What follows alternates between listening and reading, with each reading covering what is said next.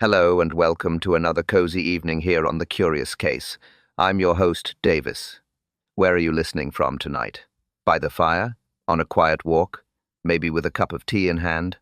It's always good to pause, breathe, and share a story together. The kettle's nearly ready, the village quiet beyond the window. Settle in. Let your thoughts rest for a while. Now, let's begin tonight's mystery.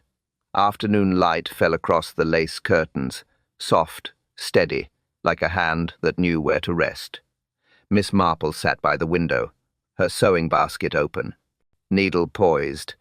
A neat little tear in her apron needed mending, and she had decided it would not wait another day. Outside, the lane was quiet, no carts passing, no children calling. Just the faint rustle of the elm leaves and the ticking of the clock on the mantel. The sound always pleased her. Predictable, kind, like an old friend keeping time. She threaded the needle carefully. Her eyesight wasn't what it once was, but her patience had doubled to make up for it. The linen smelled faintly of lavender from the sachet she kept in the drawer. Everything in its place, as it should be. On the little table beside her, a cup of tea had cooled just slightly. She sipped it. Still warm enough. She smiled to herself. Life, she thought, was best taken at this pace, slow, observant, and honest. Her eyes returned to the tear in the fabric. Clean cut, a single thread drawn loose. She reached for her small reel of pale cotton, but something inside the basket caught her eye. A glint of red, unmistakable.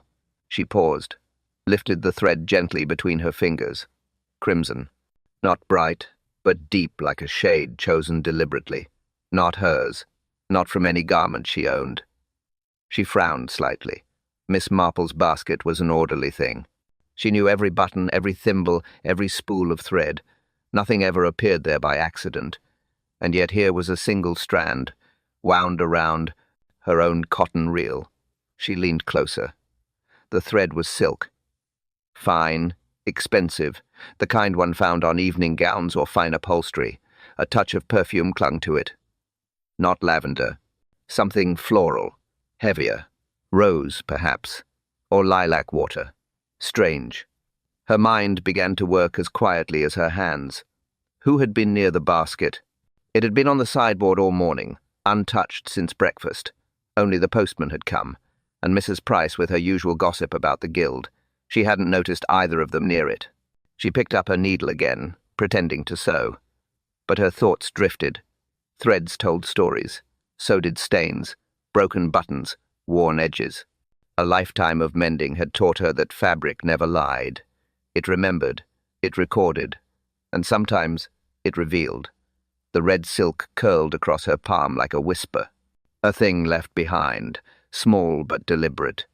She could feel it, there was purpose in its presence. Outside, the vicar's bell struck 4. A. Sparrow fluttered past the window. Everything was as it had been, and yet not quite. Miss Marple folded her apron slowly, set her basket aside, and reached for her notebook. The light had shifted now, softer, dimmer, as if the afternoon itself had leaned in to listen. She wrote one line across the page. Someone else's work, but from whose hand? The parish hall smelled faintly of chalk and polish. Rows of wooden chairs. A long table covered in faded green cloth. The Women's Guild met every Thursday, punctual, cheerful, and predictable. Miss Marple arrived with her basket in hand. Inside it, her neat sewing kit and a small parcel of tea biscuits. The other ladies were already gathered. Mrs. Price, in her usual floral hat. Mrs. Cottle, round-faced, forever whispering. And Vera Lane, the youngest among them, stitching quietly at the corner table. A small stove hummed in the background. Steam curled from the kettle. The rhythm of ordinary village life. Miss Marple took her seat near the front. A plate of scones passed down the line. Someone joked about the vicar's sermon. Laughter rippled, polite, restrained. Then came the moment that caught her ear. On the table sat a basket. Inside it a baby bonnet. Hand-stitched, delicate, white lace, edged with tiny blue ribbon. Work done by someone with skill and patience. Mrs. Price lifted it for all to see. Beautiful, isn't it? Commissioned by Mrs. Penbury before she lost her nerve. Miss Marple looked up. Lost her nerve? Oh, yes, said Mrs. Cottle. Ordered it months ago, then refused to collect it. Claimed she'd no use for such things now. Her voice softened, just slightly. Poor soul, said it was cursed work. Vera's needle paused mid-air. The sound of it snapping through cloth stopped. Everyone noticed. Mrs. Price chuckled. Cursed work indeed. She's rich enough to afford 2 bonnets a week if she likes. Not everything is bought in. Pounds, dear, Miss Marple murmured. A few smiled politely, but Vera did not. The girl's eyes stayed on the bonnet. Her fingers trembled as she folded her cloth. Mrs. Price, ever fond of gossip, leaned closer to Mrs. Cottle. She owes the girl money, you know. Paid for half, then vanished before Christmas last. That woman, Mrs. Cottle whispered, always promises, never pays. The tone of the room shifted. Laughter gone, warmth gone. Only the sound of the clock and the faint hiss of the kettle. Miss Marple watched them all, small movements, quick glances, words chosen too carefully. She could sense the tension winding in silence, the way threads twist before they snap. Mrs. Price smoothed her skirt. Well, I say it's her loss. Vera's work deserves better homes. But Vera didn't respond. Her eyes stayed fixed on the little bonnet. She brushed her thumb along the ribbon edge, as if remembering something. Then, in a voice barely above a whisper, she said, "She told me someone would die before Christmas." No one spoke. The clock ticked once. The kettle hissed. Miss Marple looked at her calmly, and the silence, polite as ever, settled like frost on every face in the hall. Evening snow fell soft across the rooftops, white hush over every chimney, light dimming early, as it did in winter. Miss Marple walked home from the vicarage, basket tucked beneath her arm, the air sharp, clean, every step pressed soundlessly into the drifted lane. Windows glowed with yellow light, curtains drawn. Peace settled over Street Mary Mead, the kind of peace that felt almost too perfect. She turned the corner near the old haberdashery, once busy, now half forgotten. The windows frosted, but faint light still burned inside. Strange for this hour. Then it came, a sound that tore through the snow-muffled air, a scream, high, sudden, desperate. Then silence. The basket slipped from her hand. She hurried forward, quick, steady, steps, her mind already ordered, calm. The bell above the door jangled as she pushed it open. Cold air rushed in. The smell of wool, starch, and something faintly metallic filled the air. "Mrs. Penbury?" she called softly. No answer. Behind her, a few villagers arrived. Mr. Yates from the post office, young Clara from the bakery. Their breath came in clouds. They hesitated at the threshold. No one moved first except Miss Marple. The shop was dim, lit only by a single lamp near the counter, shadows deep in the corners, the fire gone cold in the stove. And there beside the work-table lay Mrs. Penbury, the wealthy widow of Orchard Lane, her grey hair undone, her spectacles cracked on the floor, a spool of red thread clutched tightly in her hand. The thread stretched across the floor like a lifeline that had snapped. Miss Marple knelt beside her, the body still warm, face pale but peaceful, not the look of one struck by sudden violence. Something quieter, something internal. "Fetch Dr. Reeves," she said quietly. No panic, no tremor, only instruction. Clara ran out, boots slipping on snow. "Mr." Yates lingered near the door, eyes wide. She was fine this morning," he whispered. "Came in for ribbons." Miss Marple's gaze traveled the room. The counter was neat, too neat. One teacup, half full, a saucer. No second cup. A small sewing basket open on the stool beside the body. She studied the hands, one clutching the red spool, the other limp, palm up, faint discoloration at the tip of the forefinger. A tiny puncture, as if from a needle. She leaned closer. No needle. In sight. Only the loose thread running back into the basket, coiled and tangled, crimson against the pale cloth. Miss Marple straightened slowly. Her breath formed a cloud in the cold air. She looked toward the open doorway, the snow drifting in quietly across the floorboards. Outside, the bell above the door jingled again. The wind moved it gently, almost politely. She turned back to the body, her expression unreadable. The others waited for her to speak, but she didn't. She simply closed the sewing basket with one careful motion and whispered to no one in particular. The needle was gone. Only the thread remained. Inspector Cray arrived just after dawn, his coat still dusted with snow from the Melchester Road. A man of few words, grey eyes, tired but sharp. He stepped into the shop without ceremony.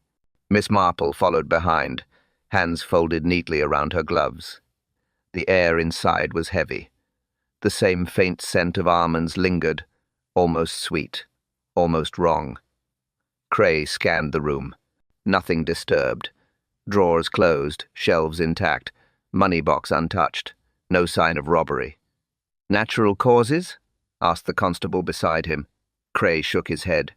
No struggle, no fall, but this, he pointed to the spool still on the floor, the hands too tight, as if she clutched it, while dying. He leaned closer, saw the mark on her finger, a tiny cut, red at the edges. He frowned. "Small wound, not deep, but fresh." Miss Marple's voice came soft. "On the forefinger." He nodded. "She worked with needles all her life," she murmured. "Still, that one looks deliberate." Cray sniffed lightly. The scent stronger now that the air had warmed. "Smells like almonds." He looked at her. She met his gaze without surprise. "Indeed," she said. "And almonds rarely belong in a sewing basket." He straightened. "Poison, then?" "Perhaps," she replied. "But poison needs a carrier, and purpose." They stood in silence. The constable shuffled nervously near the doorway. A few villagers had gathered outside, whispering. The window glass clouded with their breath. "Who brought her tea?" Cray asked suddenly. Everyone turned. Mrs. Price, the neighbor, spoke first. She always made her own, but the hesitation was clear. A look passed between her and the girl standing near the counter. Vera Lane, the young seamstress, her eyes down, hands trembling slightly against her apron. Cray stepped closer. "You were here last, weren't you?" Vera nodded once. "I left before dusk. She said she'd finish the order herself. I made her tea, that's all." Her voice thin, almost rehearsed. Miss Marple watched her carefully. Not her words, but her pauses. The way she folded her fingers together. The way her eyes moved sideways, not upward. Cray's tone grew firm. "And you noticed nothing unusual?" "No, sir. She was well, tired maybe. I went home." Miss Marple leaned slightly toward the table, the teacup still half full. A pale ring of red thread lay near the handle, so faint most would miss it. She did not touch it. She simply looked, her voice quiet, almost thoughtful. "Funny, isn't it?" she said. "How threads always seem to follow hands, even when hands try to let go." Cray frowned. He began to question Vera again, but Miss Marple no longer listened to his tone. She was studying the girl's shoes. A single drop of red silk caught on the hem, barely visible. She said nothing. Not yet. Outside, the snow began again, soft, relentless, falling like a curtain over the shop's windows. Miss Marple turned from the body, her eyes following Vera quietly as she left with the constable. She wasn't watching her for guilt. She was watching her for truth. Miss Marple was watching Vera too, but not for guilt. Morning came pale and cold. The snow from last night still lined the hedges like icing sugar. Smoke curled from the chimneys of Street Mary Mead. The village had begun its quiet gossip before breakfast. Miss Marple sat at the vicarage table, a cup of tea cooling beside her plate. Griselda poured marmalade with the calm of someone pretending not to listen. Outside, two women paused at the gate, speaking low, glancing toward the house. The news had travelled faster than the milk cart. Mrs. Penbury, dead, found with red thread in her hand, and a whisper of almonds in the air. The kettle hissed again. The vicar lowered his paper. Tragic, he said. Peaceful village, they always say. And yet, every few years, he left the rest unsaid. Miss Marple stirred her tea. The sound soft, deliberate. She said nothing. Not yet. Her eyes fell on her sewing basket resting near the window. The same basket she had left open yesterday. The same one that had carried the strange crimson thread. Coincidence? She doubted it. Griselda broke the silence. They're all saying it was poison. The inspector from Melchester's sure of it. Miss Marple nodded once. Then it wasn't random, she said. Poison requires intent and patience. The vicar frowned. Revenge, perhaps? Miss Marple didn't answer. Her gaze moved instead to the church spire visible through the window, even, that looked uneasy under the pale light. After breakfast, she took her coat and walked toward the parish hall. Snow crunched underfoot. Voices drifted from inside. The Women's Guild had gathered early, too early for regular business. Inside, the atmosphere was restless. Mrs. Price spoke too loudly. Mrs. Cottle kept her hands busy, polishing the silver teapot that didn't need polishing, and Vera Lane sat apart, silent, eyes on the floor. Miss Marple greeted them gently.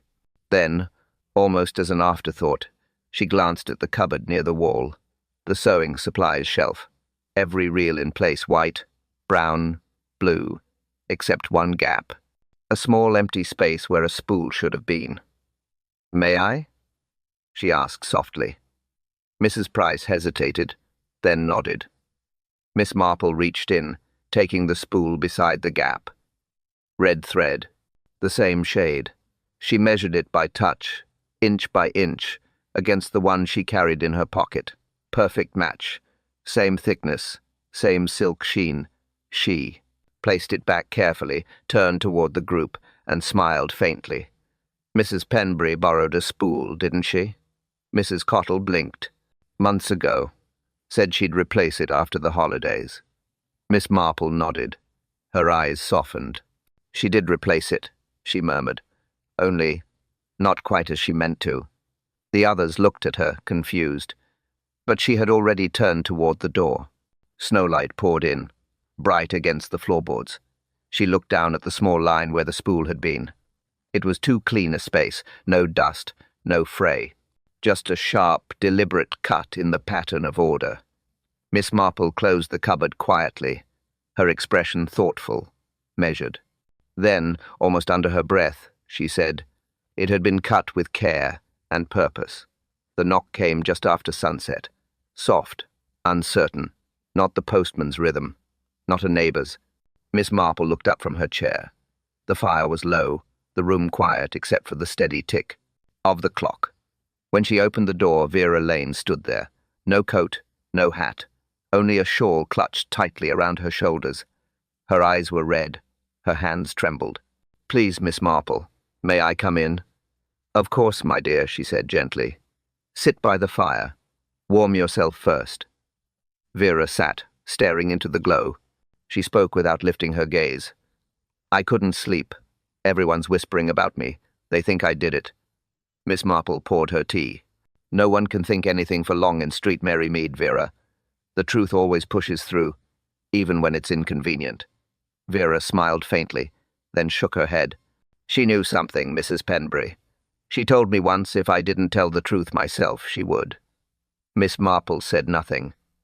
Her silence made it easier for others to speak. Vera's voice lowered. "I was engaged once, to Henry Carrow. He works at the Ashcombe estate." She paused. "He's still there. Only, not the bases, Ellen. Man people think he is." Miss Marple folded her hands, her eyes calm, unblinking. "Go on." "There was a will," Vera whispered. "Old Mr. Ashcombe's will. Henry handled it for the solicitor. But he changed something. Just one page. A signature. The ink wasn't even dry when it was read." The fire popped softly. Miss Marple's gaze didn't move. "Forgery," she said simply. Vera nodded. "I didn't know at first, but Mrs. Penbury did. She had been his late wife's cousin. She recognized the handwriting. She told me quietly one day while I was sewing. Said Henry was clever, too clever, and that clever men often forget women notice the small things. She wiped her eyes. She said she would go to the police after Christmas. Said it was time someone honest spoke, but I begged her not to. It would ruin him, ruin us both. Miss Marple stirred her tea. The spoon touched the cup once, then silence again. Vera's breath caught. I didn't touch her, Miss Marple. I swear. I only made the tea. She drank it, smiled at me and said, "We'll talk again after the holidays." That was the last thing she said. Miss Marple looked into the fire. The flames swayed, quiet and patient. "You didn't harm her," she said softly, "but someone wanted her silence, and that silence served more than one purpose."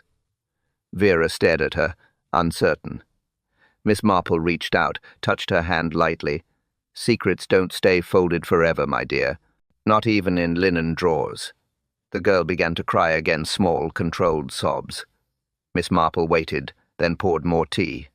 Her eyes drifted toward the window, snow still falling. White, endless, silent. She spoke almost to herself, a whisper meant for the air rather than the girl. Truth, like gossip, rarely travels alone. The haberdashery was still. Dust settled softly on the counter. The air faint with stale perfume and the trace of old thread. Miss Marple let herself in, quietly. Inspector Cray had already taken the body away. What remained was silence and the details that silence leaves behind. She removed her gloves and looked around. Nothing had been disturbed since yesterday. Every drawer labeled in careful script. Buttons sorted by size, needles by length. Mrs. Penbury had always been precise. That, Miss Marple thought, was her downfall. People who order their lives too neatly often forget that death never respects pattern. She walked slowly across the shop. Her shoes whispered against the wooden floor. The faint smell of almonds still lingered, clinging to the room like a secret too shy to leave. She paused near the work table where the tea set remained. 2 cups this time, one empty, one with the faintest trace of lipstick on the rim. Mrs. Penbury's cup. Marple leaned closer. Something glinted under the saucer. She lifted it carefully. There, lodged between the coaster and the wood, was a thin silver needle. It caught the light sharply. One end darkened, as though dipped in ink. Not ink, though. She knew that smell too well. Almonds again. Sweet. Deceptive. The scent of cyanide. She held the needle with her handkerchief, turning it gently between her fingers. The tip stained black, the rest spotless, gleaming. Used once. Used precisely, not by accident. Her eyes traced the edge of the coaster. A faint mark, a drag line, almost invisible, showed where the needle had been slipped under. A place chosen carefully, where no one pouring tea would notice until it pricked a finger. Effortless, cruel, intelligent. Marple set it down, thoughtful. Her mind worked quietly, without expression. She pictured the scene, Mrs. Penbury reaching for the cup, brushing the edge of the coaster. A small sting, a muttered bother. And then, minutes later, dizziness, collapse, confusion. No one the wiser. Outside, the church bell chimed 10. The sound rolled faintly through the glass. She didn't move. She was listening not to the bell, but to the pattern behind it. Threads, tea, silence. A woman dead with her hand clutching red silk. A seamstress frightened. A widow silenced. And a secret that refused to stay buried. Marple straightened, replaced the saucer. The needle she wrapped carefully in her handkerchief, folded twice. She would not bring it to Cray yet. Men like Cray saw facts. Women like her saw order and the breaks in it. She took one last look around the shop. Nothing more to see, nothing more to touch. Only the air itself, still carrying the faint, sweet lie of almonds. As she stepped outside, she whispered, more to herself than to anyone nearby, it was never used for cloth. The air inside the shop had changed. What was once still now hummed with unease. Inspector Cray stood by the counter, coat unbuttoned, hat on the stool beside him. He looked tired, impatient. Vera sat opposite him, her shawl drawn tight, hands in, her lap, fingers twisting the edge of her apron. Her eyes moved from the inspector to the floor and back again. "Tell me again," Cray said. "You made her tea. You left. That's all?" "Yes, sir," Vera whispered. "I didn't touch anything else." Miss Marple sat quietly near the window. Not part of the questioning, not excluded either. Her eyes moved slowly between the faces in the room. Every fidget, every pause, every hesitation told its own small truth. Cray turned to Griselda, the vicar's wife, who had arrived with a tray of tea for the men. "You said she came to you last week, Mrs. Clement." Griselda nodded. "She was upset, spoke of a secret, said she feared her conscience more than death." She looked down. "I thought she was being dramatic," the inspector sighed. "Did she mention names?" "No, only that some women in the village play with more than thread." Vera flinched. Her hand rose slightly, then dropped again. Cray noticed. "You want to say something?" She shook her head quickly. "No, sir." The postman, Mr. Yates, shifted his weight. "She gave me a letter that day," he said. "Didn't say who for. Said she'd seal it later. But when I came by next morning, there was none to take." Cray jotted something in his notebook. "Destroyed, then." He turned toward Miss Marple. "You seem to know more than you say, madam. You always do." She smiled faintly. "Observation, Inspector. It saves one from a great deal of confusion." Cray crossed his arms. "Well, what do you observe?" She looked toward Vera. "Hands," she said softly. Cray frowned. "Hands?" "Yes, the language of them." She nodded toward Vera's lap. "Her fingertips are rough, sewing calluses, but one thumb is smoother than the rest. Recently nicked, then healed." Vera's face turned pale. "It's nothing. A needle slip." Miss Marple didn't reply. She turned her gaze to the counter. A single glove lay there, left hand only, soft leather, trimmed with fine stitching. Too fine for Vera's work, too new for Mrs. Penbury's. Cray picked it up. "No name inside."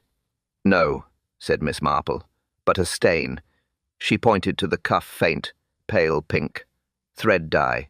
Crimson once, now washed once, too often." "Who wears gloves indoors?" she asked quietly. No one answered. Even the kettle stopped hissing. Cray set the glove down. He looked to her for an explanation, but she only smiled, a knowing smile, a patient one. "There's always a pattern," she said softly. "Only here. Something doesn't match." She turned toward the door. Outside, the snow had started again, slow, deliberate, covering every trace of color. Her eyes narrowed slightly. Her voice dropped to a whisper only she could hear. "No, something is out of place." The morning was grey, heavy with waiting. Inspector Cray returned to the haberdashery with 2 constables in tow. He said it was to collect remaining evidence. Miss Marple followed, uninvited, but not refused. The shop looked untouched. Neat. Too neat again. Every corner whispered tidiness. And yet, beneath such order, truth often hid like dust under a rug. Cray examined the counter. "Still no sign of missing letters," he muttered. He opened drawers, turned over fabric rolls, checked the till. Miss Marple stood near the wall of materials: cotton, lace, muslin, silk. Her eyes stopped at one spool wrapped in brown paper, slightly loose at one edge. She reached for it. "May I?" Cray sighed. "By all means. You seem to find more than my men ever do." She unrolled it carefully. Fabric unwound across the table in a slow whisper. Something small fluttered out a folded receipt, brittle with age. Cray leaned closer. "Another invoice?" Miss Marple smoothed it gently. Her lips moved as she read. "Mrs. Eleanor Penbury. 2 commissions. One dated March, one October. Identical descriptions. Hand-stitched bonnet, white lace, blue trim." Cray frowned. Maybe she forgot she'd already ordered one. Or, Miss Marple said softly, perhaps she had need for 2. He looked puzzled. What kind of need could anyone have for 2 of the same baby bonnets? Marple's gaze lifted. Her voice was calm. "The first child, Inspector. The one that never lived." Cray blinked. "You mean her daughter?" "She had none," said Miss Marple. Her tone steady. "Not born to her, no. But her late husband's cousin did. The child died at the Ashcombe estate. Quietly. Too quietly. The papers never mentioned it." Cray rubbed his jaw. "You think she was grieving? Trying to forget?" Miss Marple's head tilted. Grief does not hide invoices in fabric rolls. She turned the paper over, a faint smudge of handwriting at the corner. Different ink, different hand. "Paid by Mrs. Harbot," she read aloud. "Who is Mrs. Harbot?" Cray straightened. "Housekeeper, Ashcombe estate, long in service. Loyal woman by all accounts." "Loyal," said Miss Marple. "Or fearful." Cray gave a humorless laugh. "You think this has something to do with the child's death?" Marple's eyes stayed on the receipt. The bonnet ordered in March for a birth. The second in October for remembrance. She looked at him. But if Mrs. Penbury knew more, if she suspected something wrong, then that second bonnet wasn't sentiment. It was evidence. Cray frowned. "Evidence of what?" Marple folded the paper carefully. "She knew about a child replaced," she said. "One gone to the well, one taken to the cradle." The constables froze. Cray's pen stopped moving. The sound of the clock in the corner filled the silence. Marple placed the receipt on the table, her expression unreadable, her voice barely above a whisper. "Ask the gardener to open the well." The wind swept across the Ashcombe estate. Cold, heavy, smelling faintly of iron and wet moss. Inspector Cray's boots sank into the mud with each step. Miss Marple followed behind him, her small frame steady against the chill. The gardener waited by the well. Stone rim, rope long, unused.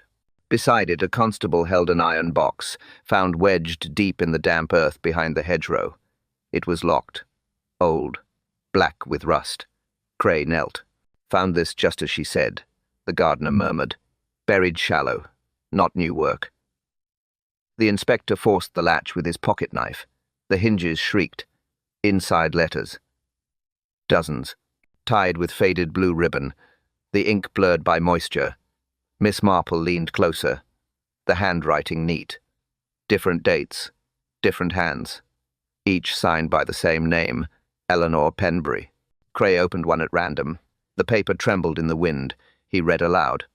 "I cannot bear the deceit any longer. The child they buried was not hers. The truth lies under my roof, and I am cursed by it." He stopped. The silence pressed hard.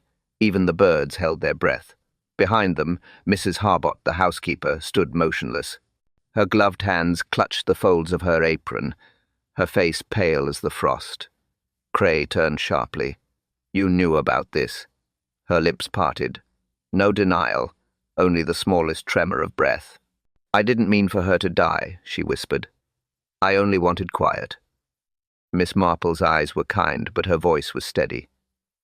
"Tell us, Mrs. Harbot. Tell it truthfully." The woman's shoulders sagged. She threatened to go to the police, said she would expose it all. The will, the child, everything. Tears slipped down her face. She didn't understand what it would do to the family, to the name, to the boy who thinks he's an heir. Cray's tone hardened. "So you poisoned her." Mrs. Harbot nodded once. "I put a drop on her needle. She always pricked her finger when she sewed. I knew it would happen. I thought it would be painless." Miss Marple's gaze did not move. Her words came quiet, measured. "You swapped a stillborn child for a living one." The housekeeper sobbed. "The baby hers was gone. The other was dying in the next room. I thought I was saving a life. Just one small mercy. But mercy becomes deceit before long, doesn't it?" The inspector closed the box of letters. No one spoke. Only the wind moved through the trees. Miss Marple looked at the woman with gentle gravity. "You didn't kill for hate," she said softly. "You killed for order." "Mrs." Harbot looked up, eyes red, mouth trembling. "But order dies too, doesn't it?" Miss Marple sighed. "In time, my dear. In time." The well echoed with the sound of the closing lid. and the snow began to fall again, erasing every footprint as it came. Snow fell again that evening, soft flakes drifting over rooftops, muffling every sound. Street Mary Mead looked washed clean, as if the village itself wanted to forget. Inspector Cray sat by the vicarage fire, coat steaming near the grate. His notepad lay open on his knee, though he hadn't written a word in 10 minutes. Miss Marple sat opposite him, teacup in hand, calm as a clock. The flames hissed quietly. Outside, the church bell struck 7. Each note seemed softer, slower, as if careful not to disturb the air. Cray spoke first. "It's all rather ugly, isn't it? The switch, the poison, the silence." He leaned forward, rubbing his brow. "I almost wish she'd lied about it. It's easier to hate a lie than a reason." Miss Marple didn't answer right away. She watched the firelight dance across the brass kettle. The reflection shifted each time the wood popped. Finally she said, "People don't kill from wickedness, Inspector. They kill to keep something steady that should never have been steady at all."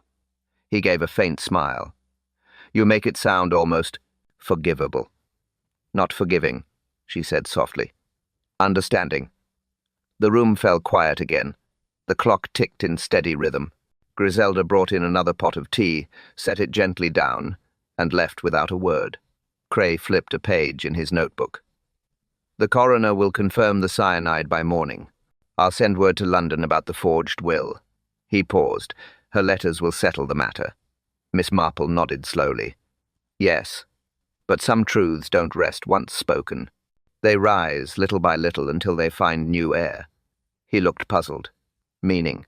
Her eyes softened. "The child she saved by deceit will grow to learn he was never meant to inherit. And the truth, like damp in old walls, it always rises." The inspector stared into the fire.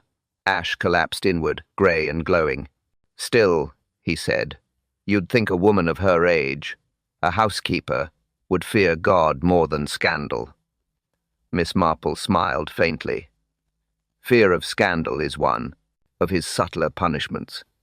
Outside, the snow thickened. The lane beyond the window vanished beneath the white. Footsteps echoed faintly as a constable passed on watch, lantern swinging. The warmth from the fire filled the room, gentle but tired. Cray stood, closed his notebook, and put on his gloves. "You'll give evidence at the inquest?" "I always do," she said. "It's my small contribution to order." He nodded almost respectfully. Then he left. Miss Marple sat for a while longer. The flame cracked once, then dimmed. She stirred her tea, thinking of Mrs. Penbury's quiet smile, the baby bonnet, the red thread. Outside, the snow kept falling. Quiet. Endless. Covering guilt and kindness in equal measure. The village would rest again soon. At least until the next secret began to rise. The snow had melted by morning, pavements wet, roofs dripping, the sky pale and forgiving. Miss Marple sat by her window, a blanket over her knees. The post had arrived, early. 2 envelopes, both neatly addressed in careful hand. She set aside her tea, opened the first. The handwriting was young, uncertain but honest. The signature at the bottom made her smile faintly. Vera Lane. The letter was short. Miss Marple read it slowly, lips moving softly with each word. "Dear Miss Marple, I'm in Bath now. The shop here has taken me on for dressmaking. They say I'm quick with the needle. I'm free now, honestly. The inspector told me I might find peace in honest work, and I think he was right. Thank you for believing me when I didn't believe myself. Vera." Miss Marple folded the letter carefully. She pressed it flat against her palm for a moment before slipping it back into the envelope. A faint smile lingered on her face. Freedom, she thought, was never about distance. It was about weight. And Vera's letter felt light. She reached for the second envelope, this one thicker, the handwriting bolder. The vicar's seal on the back. She opened it with her letter knife, the paper whispering as it tore. "Dear Miss Marple, Griselda, and I wanted to thank you for keeping the peace. The village has settled again. Mrs. Price already has new gossip to occupy her, and even the inspector admits your mind moves faster than his pen. We shall see you for tea on Sunday. Yours, Clement. She smiled again. The vicar was kind, even when he didn't quite understand her ways. Keeping peace, he had written. But peace was never simple. Peace was built from broken pieces, arranged so carefully that they seemed whole. She poured herself another cup of tea. Steam rose gently, curling like a memory. Her gaze drifted toward the sewing basket on the side table. The lid closed now, order restored. She thought of Mrs. Penbury, her quiet defiance, her neat habits. Of Mrs. Harbot, the trembling confession, the tears that never cleansed the guilt, and of the child who would one day grow into a truth not of his choosing. The clock ticked softly. The village outside stirred back to its old rhythm. Carts on the lane, church bells faint in the distance, life resuming its slow, measured pace. Miss Marple took up her knitting. Her fingers worked in calm rhythm, looping yarn over needle, her eyes distant, thoughtful. Yet something inside her mind still itched, a small, unfinished thought, a single loose thread. She set the needles down, looked again at Vera's letter. I'm free now, honestly. The word honestly lingered. She traced it with her finger, paused. Her smile faded into thought. The tea had gone cool beside her. The silence seemed to lean closer, listening, and softly, almost to herself, she whispered. But one question still pricked like a needle, steam rising, gentle, slow, the sound that always means the story is ending. I'm sitting here with my cup again, thinking of Miss Marple's quiet way, how she listens more than she speaks, how every answer seems to come from patience, not pride. The snow outside has gone now. Only the damp scent of winter remains. A village returned to its rhythm, curtains drawn, lights glowing behind frosted glass. Nothing looks changed, yet everything is. The truth, when it finally shows itself, never shouts. It settles quietly, like steam on cold air, like conscience cooling after a storm. Tonight, as I watch the cup fade from hot to warm, I remember her words. Simple, precise, unmistakably true. Truth cools slower than tea. And she's right. It lingers. It waits. Even when we think it's gone. Where are you listening from tonight? By the fire, perhaps? Or tucked away somewhere quiet, letting the mystery drift through your thoughts? Which clue caught your attention first? The red thread? The missing spool? Or maybe the silence that said more than anyone dared to speak? However you listened, thank you for sharing the evening, for sitting with the story until the last sip cooled. Rest now. Let the truth settle where it may, and tomorrow another kettle will boil. One wooden bridge, one midnight knock, one truth, waiting in the fog, somewhere beyond street. Mary Mead, a lamp still burns. A cottage stands alone beside the river, and the woman inside has begun to hear footsteps that don't belong. They come just after 12, slow, careful, always stopping before the door. No letter left, no voice heard, only the faint echo of someone who knows her name. Tomorrow night, the story begins there, where the mist hides more than it reveals, where truth moves like shadow, quiet, but certain. Miss Marple will hear it first. A whisper carried on the wind, a clue mistaken for coincidence, and a mystery born from silence itself. So keep your teacup ready. Keep the window slightly open. Listen for the sound, one soft knock, then another. Because when the fog rolls in, Street Mary Mead never truly sleeps. One wooden bridge, one midnight knock, one truth waiting in the fog. Fade now, soft music, a page turning, and another secret, just beginning to stir. Evening settles over Street Mary Mead. The lamplight softens against the curtains. The fire burns low, gentle, steady. Miss Marple sits alone at her table. Her sewing basket rests before her clothes now, all in order. Almost. She runs her hand across the lid, feeling the smooth wood beneath her fingers. Then she sees it a single thread, crimson, caught in the hinge, faint against the grain. Easy to miss. She leans closer, pulls it free.